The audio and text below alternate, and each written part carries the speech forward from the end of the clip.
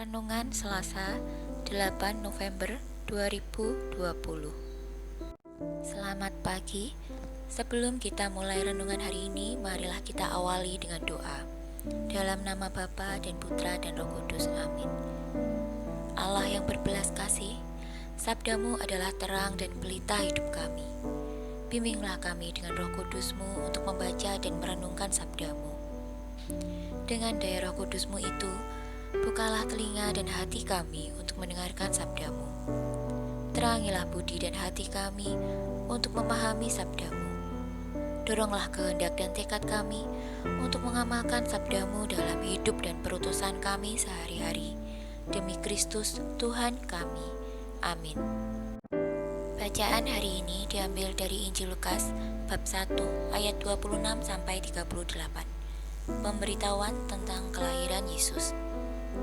Dalam bulan yang ke-6, Allah menyuruh malaikat Gabriel pergi ke sebuah kota di Galilea bernama Nazaret, kepada seorang perawan yang bertunangan dengan seorang bernama Yusuf dari keluarga Daud. Nama perawan itu Maria. Ketika malaikat itu masuk ke rumah Maria, ia berkata, "Salam, hai engkau yang dikaruniai, Tuhan menyertai engkau."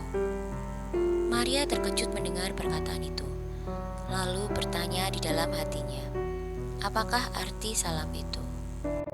Kata malaikat itu kepadanya, "Jangan takut, hai Maria, sebab engkau beroleh kasih karunia di hadapan Allah.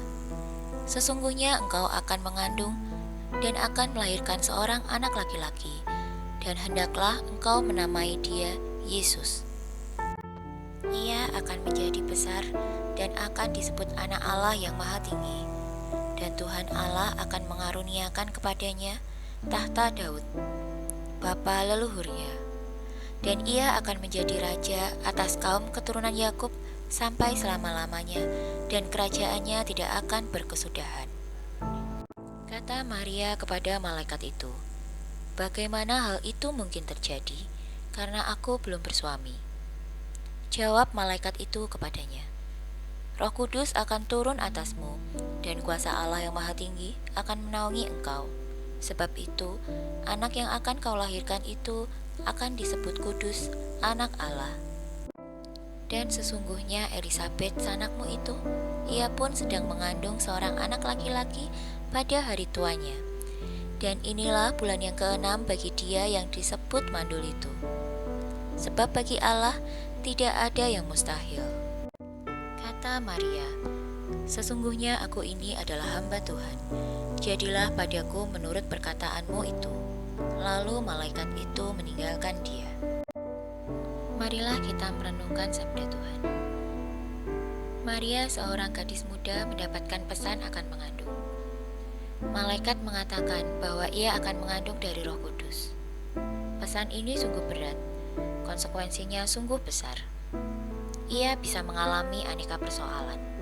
Ia bisa dituduh berzina. Kalau tuduhan itu menguat, maka ia pun akan dirajam. Ada banyak pertanyaan, kekhawatiran, dan ketakutan.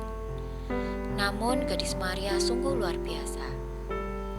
Ia menanggapi pesan itu dengan iman yang sungguh kuat. "Sesungguhnya aku ini adalah hamba Tuhan, terjadilah padaku menurut perkataanmu." Setiap hari kita dihadapkan pada ujian yang menuntut keteguhan iman. Ada banyak hal berat yang mungkin kita terima. Secara tidak sadar, kita pun cenderung untuk menolaknya. Kecenderungan kita adalah melakukan yang ringan-ringan saja dan yang menghindari yang berat. Tak sedikit orang yang ketika mengalaminya, imannya gugur dan meragukan Tuhan. Mereka takut direndahkan, takut kehilangan pekerjaan, takut dihukum, dan lain-lain. Karena itu, marilah kita belajar dari kesetiaan Maria.